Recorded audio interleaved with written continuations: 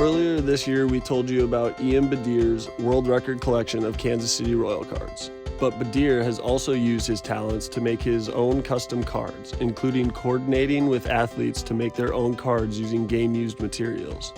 At FanFest, they had a whole table full of previous year's batting gloves, and you could buy them. So there was only one pair of gloves that was pink. So I bought that pair just because they were cool. Well, I got home later on and was trying to figure out in photo match, where did this pink pair of batting gloves come from? I knew it was likely a Mother's Day game. So I went through all the photos from Mother's Day.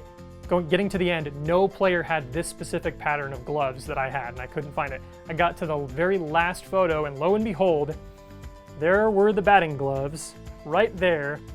Jorge Soler celebrating the first home run he hit as a Kansas City Royal. And that was the pair of batting gloves that I had. So the following year, the Royals had FanFest. Once again, you get a chance to meet the players.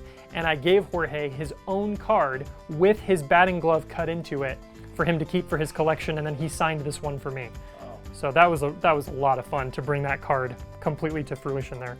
Brewer Hicklin, before he'd made his Major League debut many years ago, he had an advertisement on his website that said, hey, you can purchase a pair of my batting gloves, and some of the proceeds will go to a local charity.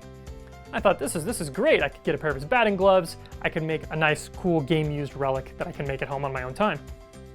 So I went and purchased that, and then I got an email back from his personal Gmail thanking me for the purchase and supporting his charity. So I was like, all right, well, if this is his email, I'm just going to email him back and say, hey, thank you so much for letting me purchase your batting gloves. By the way, I make custom trading cards, and I noticed you don't really have that many cards made of you, and you don't have any that have relics in them.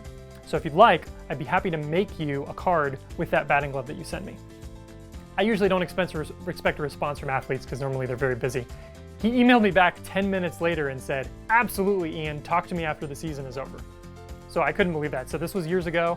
I messaged him back. We did a card project together. Half the cards went to him. He sent me the other half back to me autographed, which was awesome.